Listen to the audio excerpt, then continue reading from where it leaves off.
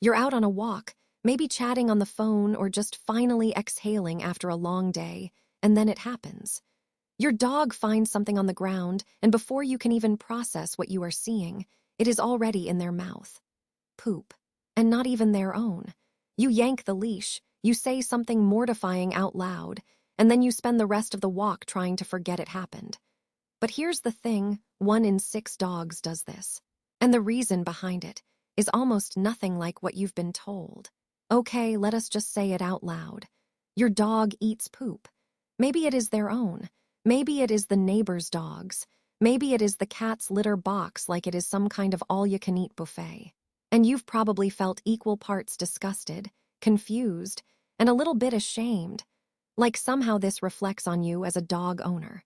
You've maybe even hesitated to bring it up at the vet because you are worried about the look you'll get. I want you to take a breath, because this is one of the most common behavioral issues dogs experience. It has a name, coprophagia, and it is absolutely not a reflection of your parenting. What it is, though, is a signal. And once you understand what your dog is actually communicating through this behavior, you'll be in a completely different position to stop it. In this video, we are going to break down exactly why dogs eat feces, the real psychology and biology behind it, not the oversimplified version. And then we are going to walk through a clear, practical plan to interrupt and redirect the behavior for good. No judgment, no shame, just answers. Let us get into it. So let us start at the very beginning, because most of the explanations floating around online are either too vague or just flat out wrong. The most common thing people hear is, oh, your dog is missing nutrients, or it is just a bad habit. And while those things can occasionally be true, they miss the deeper picture entirely. To really understand this behavior, you need to understand where dogs come from. Dogs are descended from animals that survived in environments where nothing went to waste. Feces in the wild contains partially digested food, digestive enzymes, and sometimes even proteins that the body didn't fully absorb the first time around. For a scavenging animal under resource pressure, consuming feces wasn't disgusting. It was efficient. It was survival. That instinct doesn't just disappear because your dog now sleeps on a memory foam bed and eats from a stainless steel bowl. It's still in there, coded deep in the behavioral DNA of the species. And here's what makes this more nuanced than people realize. Coprophagia isn't one behavior. It's a category of behaviors that can come from several very different places. Let us go through each one. Start the first and most instinctive form happens with mother dogs. Right after birth, a mother will lick her puppies to stimulate breathing and circulation, and she will consume their waste. This isn't a problem. This is nature. It keeps the den clean, reduces scent that could attract predators, and is hardwired at a hormonal level. Puppies who grow up witnessing this sometimes carry the behavior forward, not because something is wrong with them, but because they learned it from the most important teacher they ever. The second category is puppy exploration. Dogs experience the world mouth first, puppies especially. When a puppy is young and still mapping out what everything is, feces is just another object to investigate. For many puppies, this phase passes naturally by the time they reach 6 months to a year. The behavior self-extinguishes as they mature and their world model fills in. So if you have a young dog doing this, take a breath. There's a decent chance it will not last. But then there's the third category, and this is where it gets really important. Stress-driven and anxiety-driven coprophagia. This is probably the most underdiagnosed reason, and it hits dogs who are left alone for long stretches, who live in high-tension households, or who have experienced punishment-based training. Here's the mechanism. When a dog is anxious, especially around elimination, they sometimes consume the evidence. Think about it from the dog's perspective. If they've ever been punished harshly for having an accident indoors, they do not think, I should hold it longer. They think, I need to make this disappear before they see it. The punishment didn't teach them to wait. It taught them to hide the proof. That's a critical distinction. The fourth driver is nutritional, and yes, it is real, just not as universal as people assume. If a dog is on a low-quality diet with poor digestibility, Their feces actually retains more odor compounds and partially processed nutrients. To a dog's nose, that smells more like food than waste. Dogs fed highly digestible, high-quality diets tend to produce feces that even they find less appealing. Additionally, enzyme deficiencies, particularly a lack of digestive enzymes like amylase, can mean food passes through without being fully broken down, making the output still smell worth investigating. If your dog is eating feces consistently and nothing behavioral seems to explain it, a vet conversation about diet and enzyme support is worth having. The fifth driver is attention-seeking, and this one sneaks up on owners constantly. You see your dog eat something off the ground. You gasp, you rush over, you pick them up, you say their name 12 times in a high-pitched voice. From your perspective, you are horrified. From your dog's perspective, you just gave them the most animated reaction they've seen all day. Dogs do not parse the emotional quality of attention, just its presence. If eating something gross reliably makes you come running and engage with them intensely, some dogs will do it again. Not out of malice, out of social logic. Short start so, here's something that might completely reframe how you see this behavior. Your dog isn't broken. Your dog isn't gross. Your dog is communicating through the only vocabulary they have. Whether it is anxiety, boredom, nutritional need, or pure instinct, there is always a reason behind it. And when you find that reason, you do not just fix the behavior.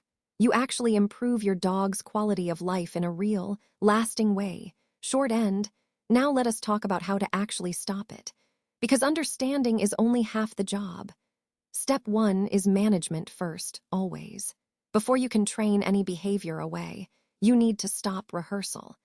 Every time your dog practices eating feces, the neural pathway gets a little more worn in. So the immediate priority is environmental control. Pick up waste in your yard as promptly as possible. Same day, ideally. On walks, keep your dog on a shorter leash in areas where you know feces is likely to be present. Use a basket muzzle if the behavior is dangerous or compulsive, not as punishment, but as a management tool while you work on the root cause. This isn't a long-term fix, but it buys you time to address the why. Step 2 is a vet visit, because this genuinely matters more than people expect. Ask specifically about a full panel blood work check, a digestive enzyme evaluation, and a dietary review. If there's an underlying medical reason, malabsorption, enzyme deficiency, parasites, or a condition like Cushing's disease or thyroid issues, training alone will not solve it. You need to rule out physiology before you commit to a purely behavioral approach. This is not an excessive step. This is the foundation. Step 3 is diet quality. If your dog is currently on a low-grade commercial food with a lot of fillers, it is worth moving to a higher digestibility option. Look for foods where a named protein source is the first ingredient, where grain fillers are minimal, and where the food contains added digestive enzymes or probiotics. You may not see changes immediately. Give it 4 to 6 weeks for the gut microbiome to shift and for feces composition to change enough to affect appeal. Step 4 is addressing the emotional state.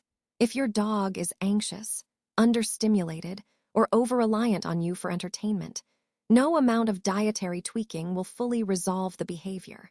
Dogs need mental engagement and physical exercise in proportion to their drive and energy level. A dog who is genuinely tired and mentally satisfied at the end of the day is a dog with far less compulsive behavior overall. Add enrichment, puzzle feeders, nose work, training sessions, not as a chore, but as a genuine investment in your relationship. Step 5 is training the leave it command and training it properly.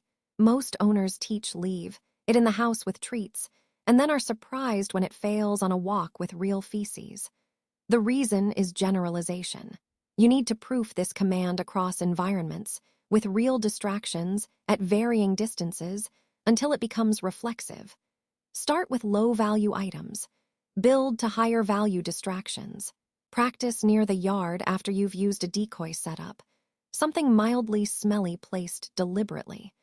Reward heavily with high-value treats every single time they divert and look to you instead. The goal is that your dog learns. Ignoring that thing and checking in with you is the most rewarding decision available. Step 6 is disrupting the attention reward loop if that's a driver. This one requires commitment. When you see your dog approach feces, do not rush over. Do not say their name dramatically. Do not pick them up. Stay calm. Use a neutral, quiet interruptive sound, a soft ah or a clap, and then call them to you with genuine warmth. Reward that recall. You are redirecting, not punishing. The moment you make the approach to feces unrewarding and the recall intensely rewarding, you've shifted the math. And dogs are nothing if not good at math. Step 7 is consistency over time.